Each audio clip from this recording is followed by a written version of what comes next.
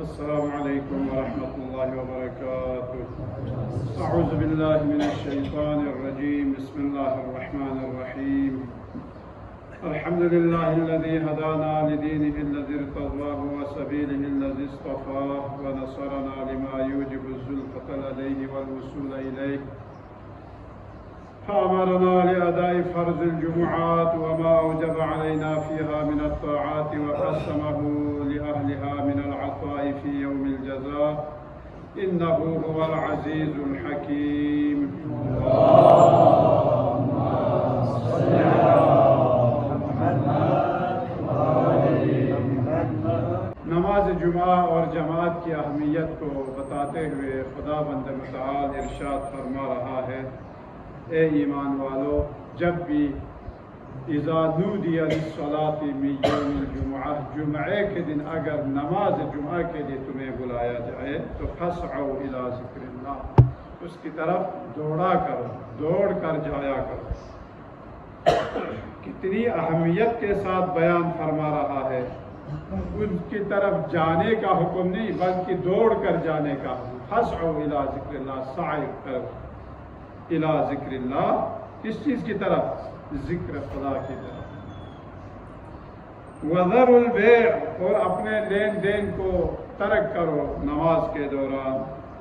ذالکم خیر لکم ان کنتم تعلمون، اگر تمہیں اس چیز کا اگر علم ہو جائے تو تمہارے لیے یہی بہتر ہے کہ تم نماز جمعہ کے وقت، نماز جمعے کے لیے اگر تم اپنے کاروبار کو اگر تم ترک کرتے ہو یا معاملات کو اگر تم ملتوی کرتے ہو تو یہ تمہارے لیے بہتر ہے، افضل ہے۔ کیوں؟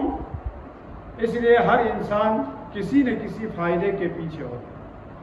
دنیا میں جو بھی کوئی بھی عمل آپ اور ہم انجام دیتے ہیں وہ فائدے کے لیے کرتے ہیں، بغیر فائدہ کے یا بغیر منفعت کے کوئی بھی کام نہیں کرتا۔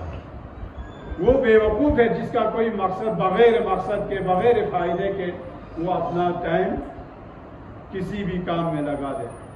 اگر آپ تجارت کرتے ہیں تو اس میں بھی آپ اپنا فائدہ دیکھتے ہیں کہ جس میں فائدہ ہو تو آپ اس کاروبار کو آپ انجام دیں گے، اور جس میں فائدہ نہ ہو ایسا کاروبار کوئی نہیں کرے گا۔ لیکن فوائد کے جو ہے نا انواع و اقسام، ایک دنیاوی فائدے ہیں، ایک دنیاوی فائدہ بھی ہے اور اخروی فائدہ بھی ہے۔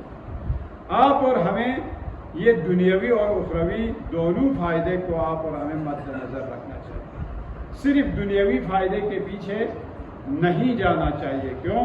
اس لیے کہ ہم کسی اور دنیا کے لیے یا کسی اور مکان کے لیے ہم خلق ہوئے ہیں، لہٰذا اس مکان کی ضرورت کو جو ہے ابھی ہمیں یہاں پر پوری کرنا۔ ابھی اگر آپ نماز میں آتے ہیں تو آپ کا بھی کوئی نہ کوئی فائدہ آپ دیکھ کر آتے ہوں، ایسا تو نہیں آتے بس چلو جی مؤذن نے اذان دی تو ہم مسجد میں جا رہے ہیں، نہیں، بلکہ آپ کے ذہن میں یہ ہے کہ میں نماز جماعت میں شریک ہو جاؤں تاکہ خدا بند متعال مجھے وہ تمام ثواب عطا کرے کہ جس کو کوئی شمار نہیں کر سکتا۔ روایت ہے اگر کوئی شخص یعنی نماز جماعت کی اہمیت کے لیے لا صلاۃ لجار المسجد الا فی المسجد، مسجد کے پڑوسیوں کے لیے مسجد کے علاوہ گھروں میں جو ہے کوئی نماز نہیں ہے، یہ پیغمبر اکرم کے جو ہے نا حدیث ہے، صحیح سند۔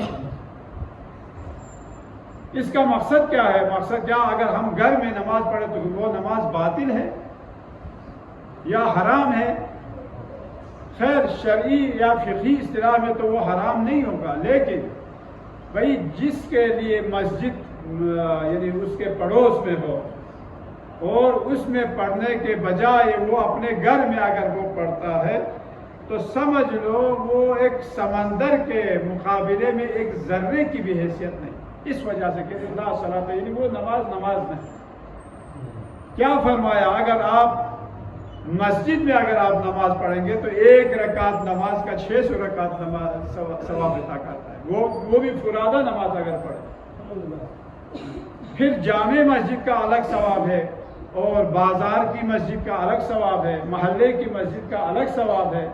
اور مسجد کوفہ، مسجد نبوی، مسجد الحرام، وہاں پر ایک ایک رکعت کا ثواب 2 لاکھ رکعت کا ثواب۔ خوش قسمت ہے وہ لوگ۔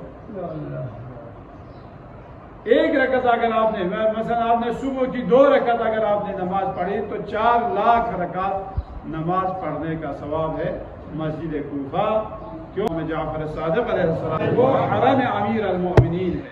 ان للہ حرما وہو مکہ، خدا تبارک و تعالیٰ کا حرم ہے، وہ حرم کون سا ہے؟ مکہ ہے۔ مسجد مکہ جو ہے وہ خدا کا ہے۔ وَإِنَّ لِرَسُولِ اللَّهِ حَرَمًا وَهُوَ الْمَدِينَةُ، پیغمبر اکرم کا حرم ہے وہ مدینہ ہے، مسجد نبوی ہے۔ اور وَإِنَّ لِأَمِيرِ الْمُؤْمِنِينَ حَرَمًا وَهُوَ الْكُوفَةُ،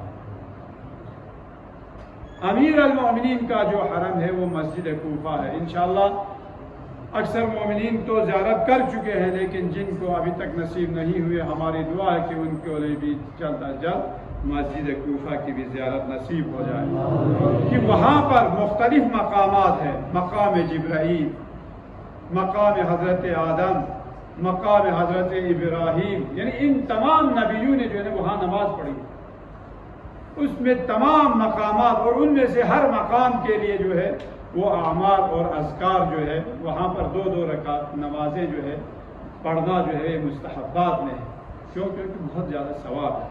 اور فرمایا پھر آپ لوگوں کا حرم وَإِنَّ لَنَا حَرَمًا وَهُوَ قوم، امام نے فرمایا ہم اہل بیت اطہار کا جو حرم ہے وہ قوم مقدسہ ہے۔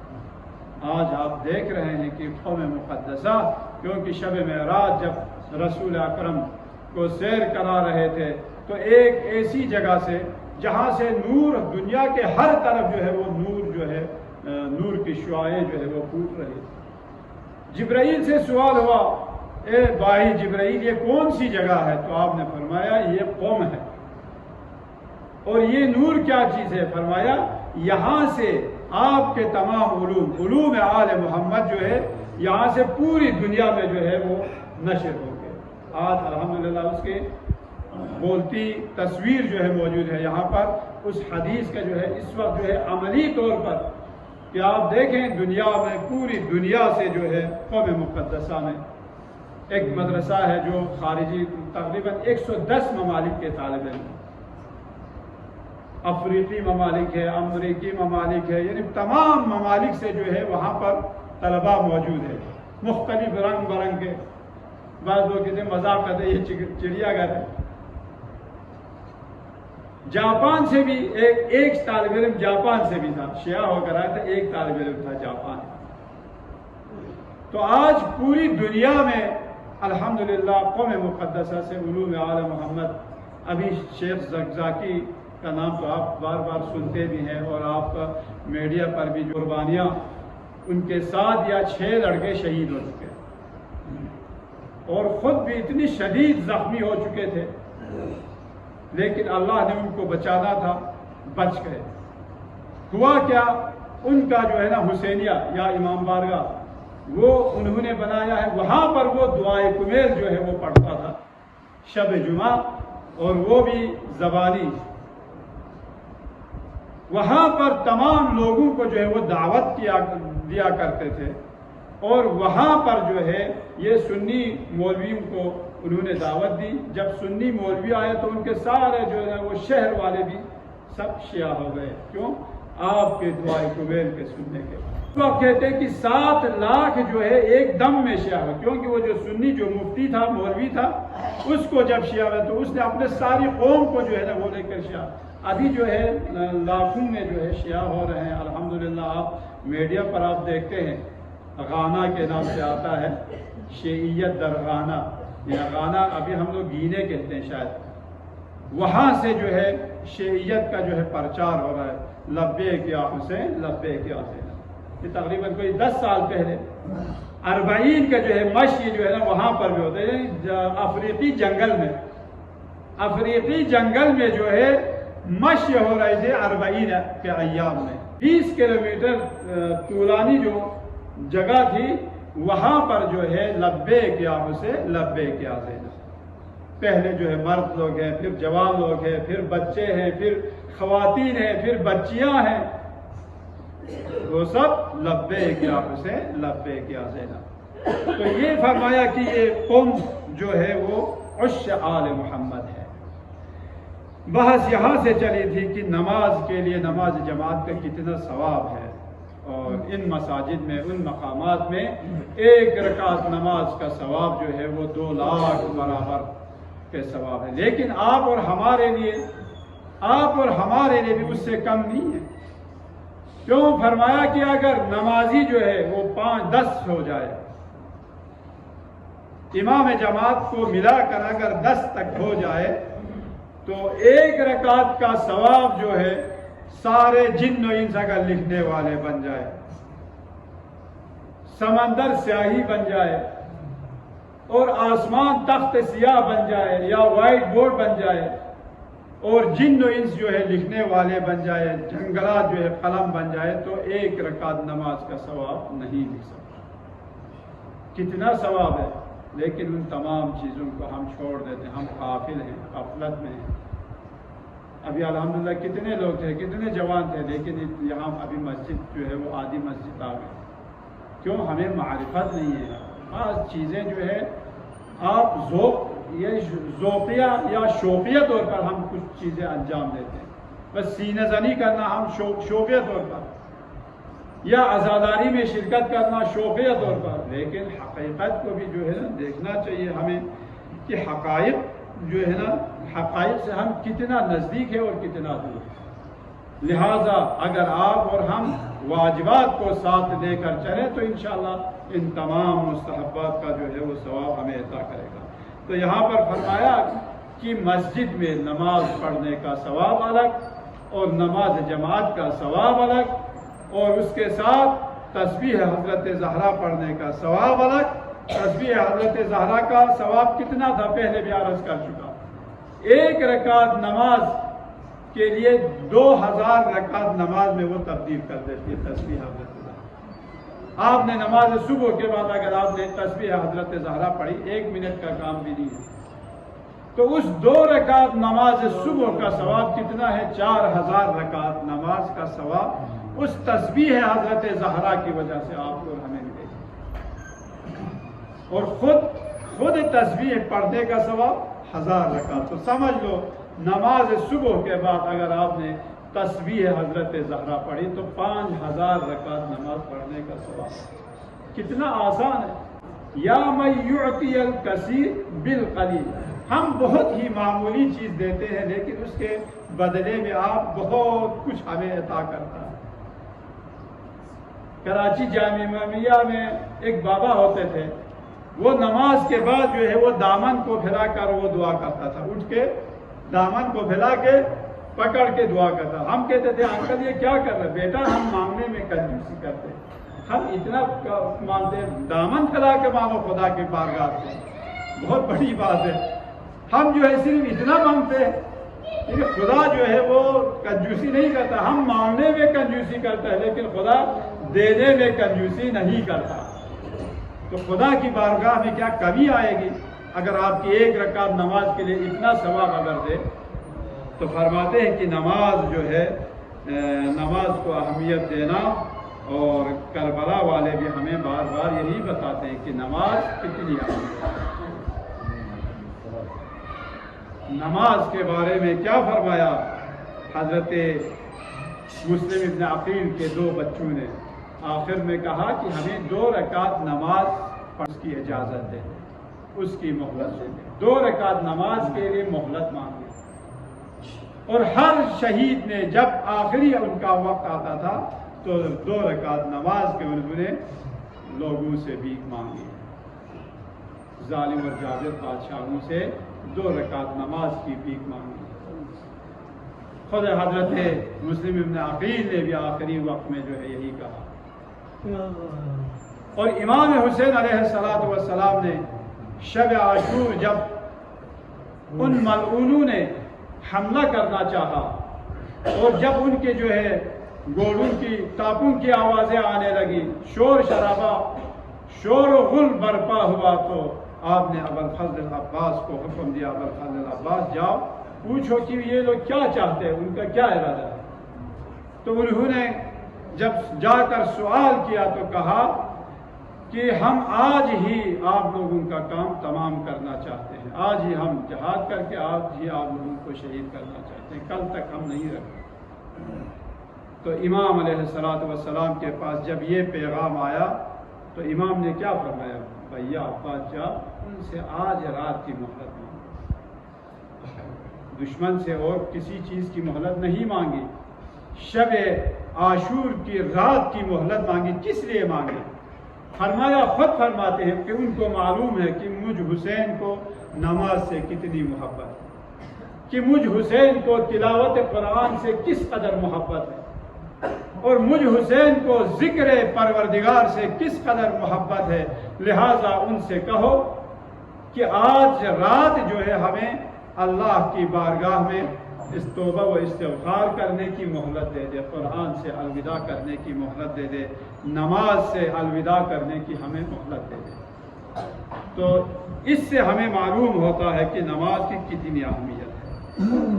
اور ایک روایت ہے، اول صلاۃ فرضها اللہ علی العباد صلاۃ یوم الجمعۃ الظہر، سب سے پہلی نماز کون سی نماز ہے جو بنی نوع بشر پر واجب قرار دیا؟ کہتے کہ جمعے کے ظہر کی نماز تھی، آج کے ظہر کی نماز اللہ نے واجب قرار دیا۔ فہو قولہ تعالی اقم الصلاۃ لدلوک الشمس الی غسق اللیل وقرآن الفجر ان قرآن الفجر کان مشہودا۔ یہ نماز جمعہ جماعت کی، امیر المومنین فرماتے ہیں، ما من یوم یمر علی ابن آدم الا قال له انا یوم جدید وانا علیکم شہید فقل فی خیرا واعمل فی خیرا اشہد لک به یوم القیامت فانک لن ترانی بعدہ ابدا۔ عزیزو، انسان غفلت میں نہ رہے بلکہ وہ ہر دفعہ یہی سوچے کہ خود یہ تمام ایام کے یہ ساعات یہ خود ہمیں ندا دیتی ہے۔ کیا کہتے ہیں کہ ہر روز جو ہے ما من یوم یمر علی ابن آدم، ابن آدم پر جو ہے بنی نوع بشر پر کوئی بھی دن نہیں گزرتا مگر یہ کہ وہ ہمیں ندا دیتا ہے، وہ دن یا وہ رات ہمیں ندا دیتی ہے۔ کیا؟ کس چیز کا؟ قال انا یوم جدید، بھائی میں ایک نیا دن ہوں، انا یوم جدید وانا علیکم شہید، اور قیامت کے دن جو ہے تم پر میں گواہ ہوں اور میں گواہی دینے والا ہوں۔ ہر روز جو ہے آپ اور ہمیں یہ ندا دیتا ہے۔ فقل فی خیرا، بھائی تم بس میرے اندر، یعنی یہ دن جو ہے یہ ندا دیتا ہے کہ تم میرے اندر اچھی باتیں کہا کرو۔ فقل فی خیرا واعمل فی خیرا، اور میرے اندر اس ساعات میں تم اچھے اعمال جو ہے بجا لایا کرو۔ اشہد لک بہ یوم القیامہ، تاکہ میں قیامت کے دن تمہارے حق میں جو ہے میں گواہی دوں، شہادت دے دوں کہ تو اس نے میرے اندر اس نے یہ نیک عمل انجام دیا۔ فإنک لن ترانی بعدہ ابدا، آج کے بعد پھر تم مجھے کبھی دوبارہ نہیں دیکھ پاؤ گے۔ یعنی یہ دن یہ ساعات یہ کیا بتاتے ہیں ہمیں؟ کہتے ہیں کہ یہ دوبارہ آنے والے نہیں ہیں۔ ابھی صبح گزری، صبح کے اوقات کیا ابھی واپس آ سکتے ہیں؟ کبھی نہیں آ سکتا۔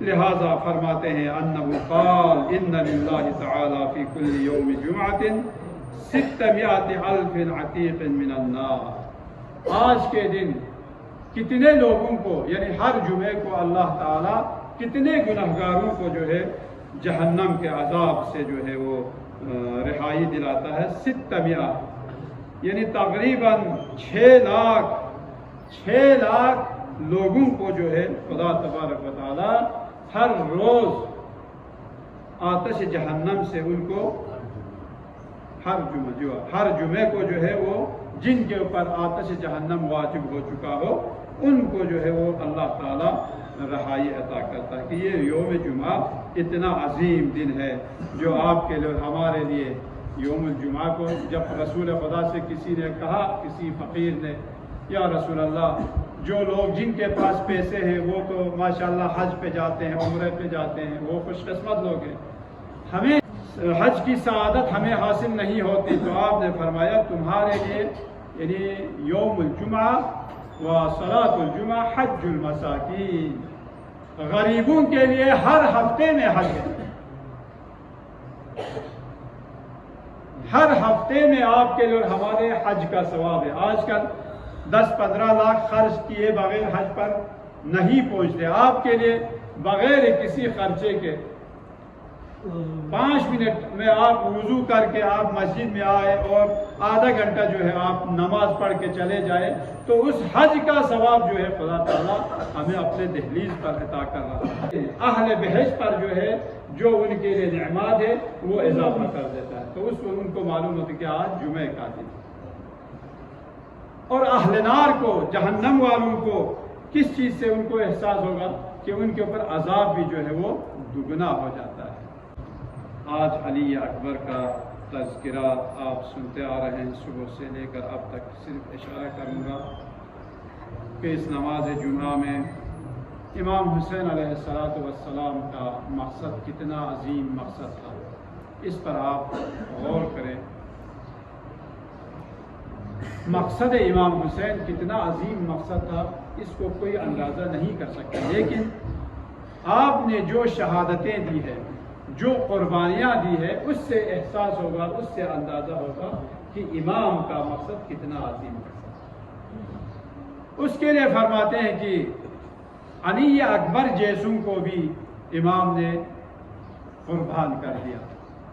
علی اکبر معمولی جوان نہیں تھا عزیزوں. علی اکبر سر سے لے کر پیر تک شبیہ پیغمبر تھے. اور امام حسین فرماتے تھے بیٹا جب بھی ہمیں، بلکہ جب آپ نے دشمن سے کے بارے میں کہا پروردگارا تو گواہ رہنا، اللہم اشہد علی ہؤلاء القوم فقد برز الیہم غلاما اشبہ الناس خلقا وخلقا ومنطقا برسول. ہر چیز میں دی. یہاں سے ہمیں ایک نتیجہ ملتا ہے کیا علی اکبر معصوم تھے یا نہیں تھے. اس حدیث سے معلوم ہوتا علی اکبر معصوم تھے. آپ نہیں کہہ سکتے علی اکبر جو ہے وہ غیر معصوم تھے. کیوں؟ امام علیہ السلام کوئی مبالغہ گوئی سے کام لے گا نہیں. معصوم جو ہے کبھی مبالغہ گوئی سے کام نہیں لیتا.